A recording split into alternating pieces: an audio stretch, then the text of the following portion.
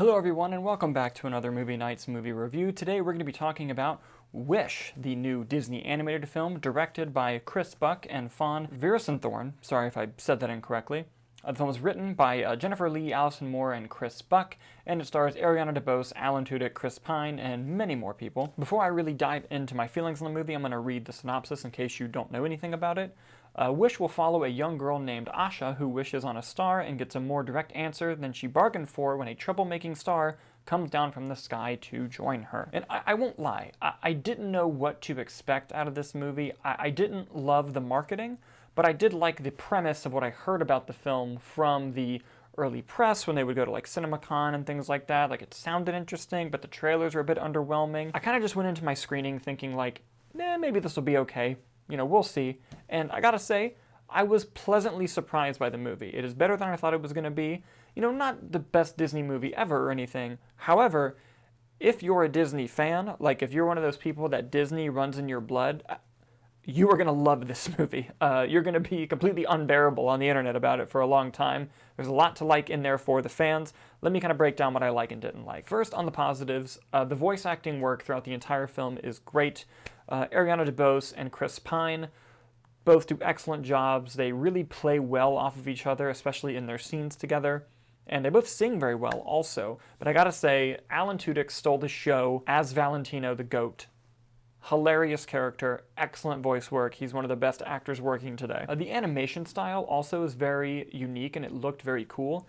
It did take me aback at first because it's an animation that I'm not used to seeing in modern Disney films, but once I kind of got used to what it was, I thought it complemented the film quite nicely. And I think the biggest thing that the movie has going for it is its underlying story. And not even particularly the plot about wishing upon a star, you know, the classic Disney thing.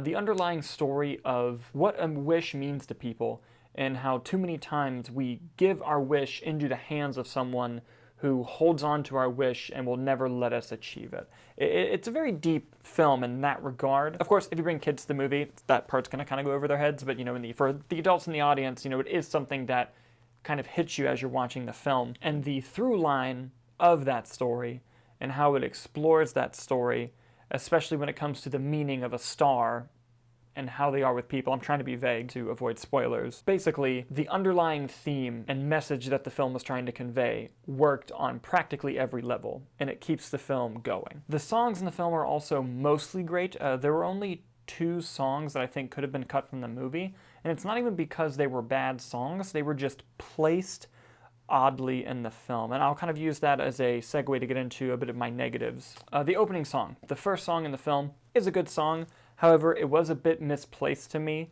The film gets to the plot rather quickly, and I wanted to spend more time in the world that it was setting up with that opening song. And I understand that that was the purpose of the song, was to kind of show the audience this world that we're in and introduce us to the characters. But I felt like this movie could have benefited from spending a little bit more time in the world before diving into the plot to kind of give us that breathing room and learn more about the world, more about the people. They do a great job with the characters in the film, but I did feel like I didn't spend enough time with them. And I think having that opening song that early kind of hindered that want. There's also a song that Chris Pine sings in the film that I assume is written by Lin-Manuel Miranda, and if that's an incorrect assumption, I apologize. But that song, isolated, is fine. It's placed at such an odd area in the film. It didn't belong there at all.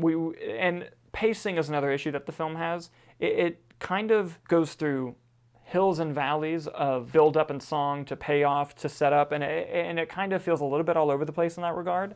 Towards the second half, though, the second half of the film is paced much better, and especially there's like a big team-up song about the halfway point that from there on the movie kind of fires on all cylinders. But it was a bit noticeable in the beginning of the film how things were oddly placed, oddly paced, and could have been done a little bit better. With that being said, the film does a great job emotionally navigating throughout the story, especially with the lead character of Asha. You know, you feel the journey that she's on, you feel what it means to her and her family, The motivation is clear, the stakes feel real, and the villain in the film, played by Chris Pine, Magnifico is I believe the character's name. He's actually a very good villain, and it's mostly in the performance. You know, the written character is a bit generic, but you do feel every time he's on screen, you're just like, this fucking guy, you know? And I mentioned earlier in the review that if you're a major Disney fan, that you're gonna go crazy for this movie.